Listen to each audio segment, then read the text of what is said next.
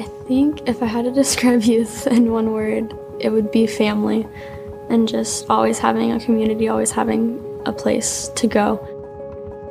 My parents were never really in the picture, so when I was 3, my grandmother ended up taking me and my 2 sisters in, and we lived with her ever since.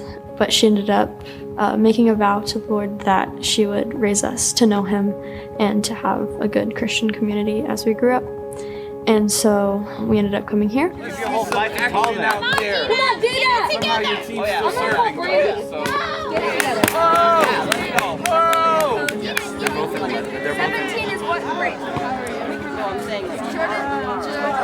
When I was in 7th grade, I was really dealing with the question of God being a father and His love for us, and just not being able to comprehend that since I didn't have a father in my life. And so as a part of that, I turned to self-harm as a way to cope with that. One of the reasons that I would turn to self-harm was as a way to control what was happening to me. I was at youth and I was going through a really, really hard time.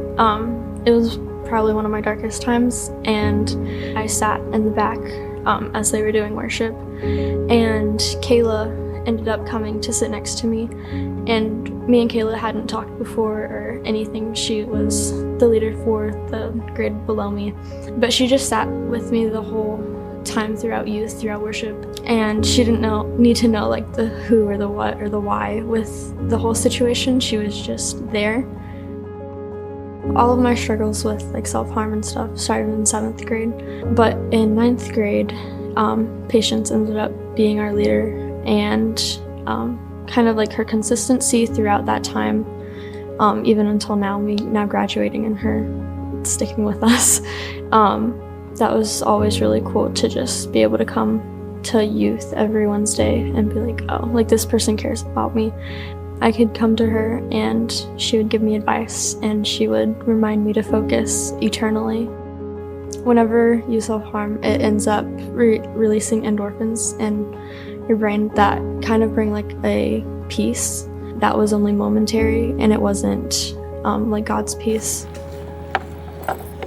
One word that I would use to describe who the Lord is to me is Father, just since that's always been a big need for me, and coming into that relationship with Him and understanding His love for me in that, and just being able to accept that God is still good no matter what's going on, and even if there are bad things happening, it's not because He doesn't love me or because I'm not good enough. It's just how life went.